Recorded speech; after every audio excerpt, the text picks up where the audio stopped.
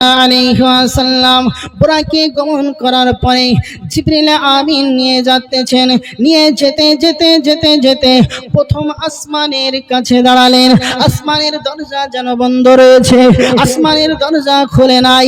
কিছু প্রথম আসমানের দরজার ফেরেশতারা জিজ্ঞাসা করে, কে তুমি? বলো বলো, আমি জিবরিল আমিন।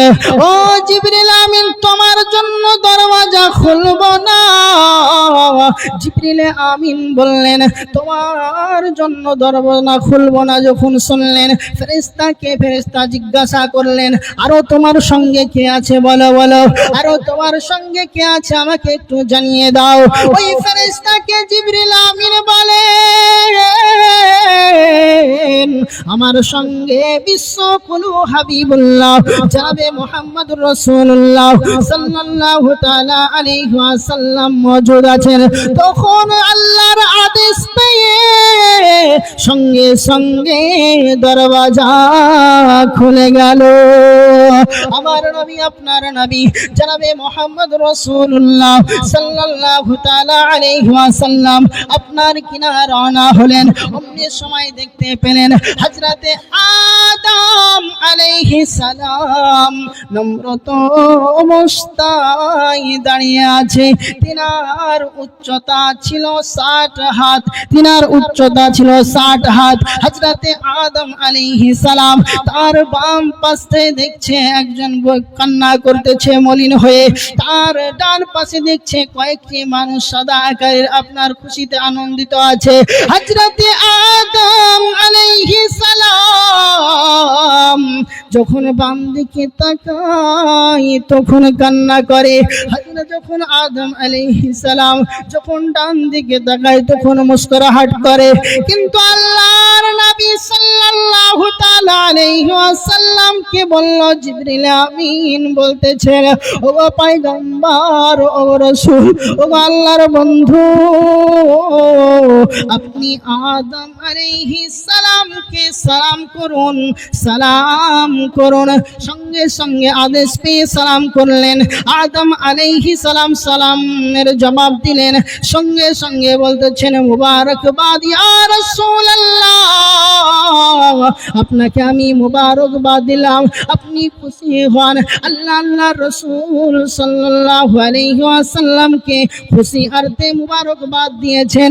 এমনি সময় আদম আলাইহিস সালামকে অতিক্রম করে আল্লাহর নবী সাল্লাল্লাহু তাআলা আলাইহি ওয়াসাল্লাম অতদূর দ্বিতীয় আসমানে গেলেন। আর দ্বিতীয় আসমানের ফেরেশতা বলতেছেন, কে তোমরা? বলো বলো। তখন ওই ফেরেশতা জিজ্ঞাসা করলো, কে তোমরা? একটিবার উত্তর দিয়ে দাও, একটিবার আমাকে বলে দাও। ওই সময় আদম আলাইহিস সালামকে অতিক্রম করে গেলেন। তারপরেও কিন্তু দরওয়াজা খোলে না। প্রথম আসমানে দরওয়াজা খুলেছে, কিন্তু দ্বিতীয় আসমানে দরওয়াজা আবার খোলে না। ফেরেশতা জিজ্ঞাসা করতেছে, কে তুমি? বলে, আমি জিবরিল আমিন। তোমার সঙ্গে কে? বলো বলো, তোমার সঙ্গে কে? বলো। আমার সঙ্গে আল্লাহর বন্ধু জনাবে মুহাম্মদুর রাসূলুল্লাহ সাল্লাল্লাহু তাআলা আলাইহি ওয়াসাল্লাম।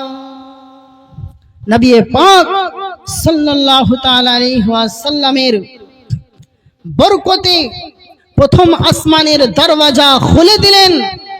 দ্বিতীয় আসমানে গিয়ে আবার জিজ্ঞাসা করছে, বলো তোমার সঙ্গে কে রয়েছে? তোমার সঙ্গে কে রয়েছে যে আমি দরওয়াজা খুলবো? জিবরিল আমিন বলতেছে, ও ফেরেশতা শোনো, আমার সঙ্গে আছে যেই নবীকে সৃষ্টি না করলে আসমান সৃষ্টি হতো না, যেই নবীকে সৃষ্টি না করলে জমিন সৃষ্টি হতো না। ও ফেরেশতা শোনো, তোমার যেই নবীকে সৃষ্টি না করলে তুমিও সৃষ্টি হতো না, ওই নবী আমার সঙ্গে মওজুদ আছেন। জোরে বলুন সুবহানাল্লাহ। সেই সময় ওই ফেরেশতা দরওয়াজা খুলে দিল। আল্লাহর নবী সাল্লাল্লাহু তাআলা আলাইহি ওয়াসাল্লাম দরওয়াজা খোলার পরে আগমন হলেন। তারপরে দেখতে পেলেন হযরতে ইয়াহইয়া আলাইহিস সালাম, হযরতে ঈসা আলাইহিস সালাম আপনার সেই প্রথম আসমানে একটি জায়গায় নম্রতাভাবে দাঁড়িয়ে রয়েছেন, বৃদ্ধ হয়ে গিয়েছেন।